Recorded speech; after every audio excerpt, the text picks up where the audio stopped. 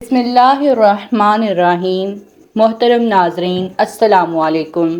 میں آج اس ویڈیو میں تابوت سکینہ کے بارے میں ایک قرآنی واقعہ بیان کروں گی۔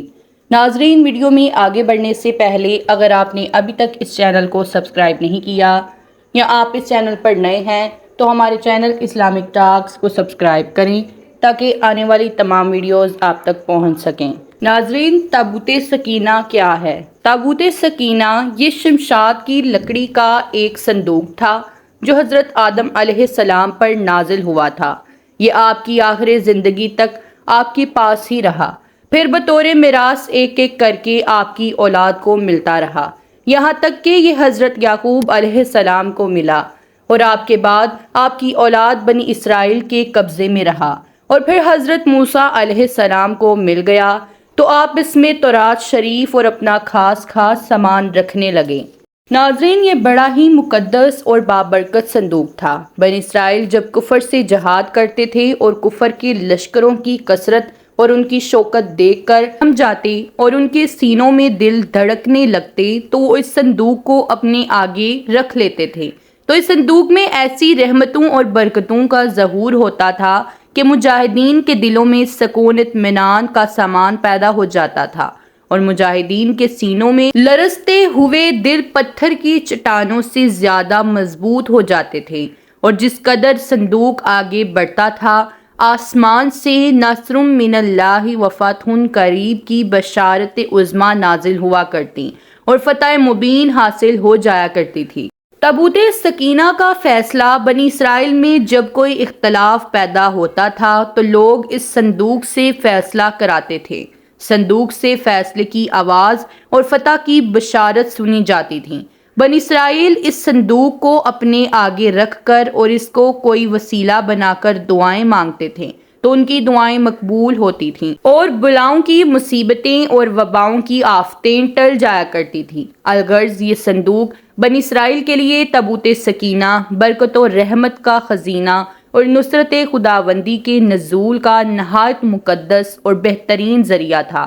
مگر جب بنی اسرائیل طرح طرح کے گناہوں میں ملوث ہو گیا اور ان لوگوں میں سرکشی کا دور آ گیا تو ان کی بدعملیوں کی نحوست سے ان پر خدا کا یہ غضب نازل ہو گیا کہ قوم عمالقہ کے کفر نے ایک لشکر جرار کے ساتھ ان لوگوں پر حملہ کر دیا۔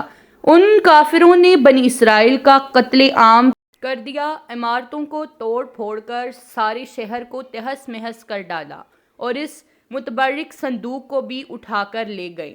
اس مقدس تابوت کو نجاستوں کے کوڑے خانے میں پھینک دیا، لیکن اس بے ادبی کا قوم عمالقہ پر یہ وبال پڑا کہ یہ لوگ طرح طرح کی بیماریوں اور بلاؤں کے ہجوم میں جھنجھوڑ دیے گئے۔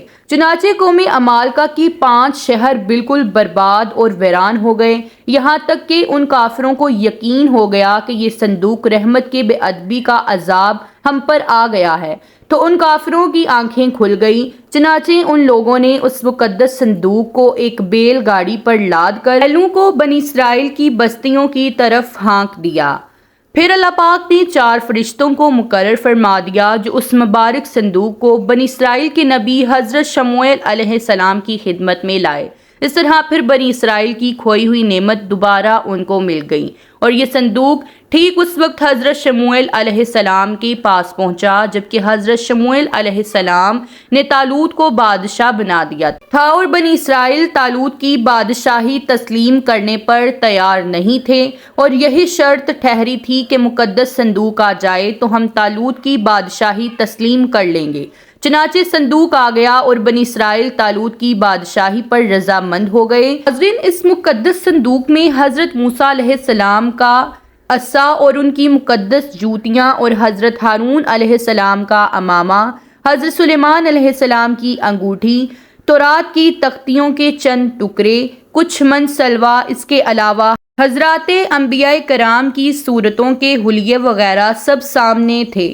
قرآن مجید میں اللہ پاک نے سورہ بقرہ میں اس مقدس صندوق کے تذکرے فرمائے۔ ناظرین، اس واقعے سے یہ بھی معلوم ہوا کہ جو قوم سرکشی اور عصیان کے طوفان میں پڑ کر اللہ اور رسول کی نافرمان ہو جاتی ہے اس قوم کی نعمتیں چھین لی جاتی ہیں۔ جب بنی اسرائیل سرکش ہو کر خدا کے نافرمان ہو گئے اور قسم قسم کی بدکاریوں میں پڑ کر گناہوں کا بوجھ ان کے سر پر سوار ہو گیا تو ان کے جرموں کی نحوستوں سے انہیں یہ برا دن دکھایا کہ صندوق سکینہ ان کے پاس سے قوم عمالقہ کے کفر اٹھا لے گئے اور بنی اسرائیل کئی برسوں تک اس نعمت عظمیٰ سے محروم ہو گیا۔ امید کرتی ہوں ناظرین کہ آپ سب کو یہ ویڈیو ضرور پسند آئی ہوگی۔ ویڈیو پسند آئی ہو تو ویڈیو کو لائک کریں، شیئر کریں اور چینل کو سبسکرائب کریں۔ اللہ حافظ۔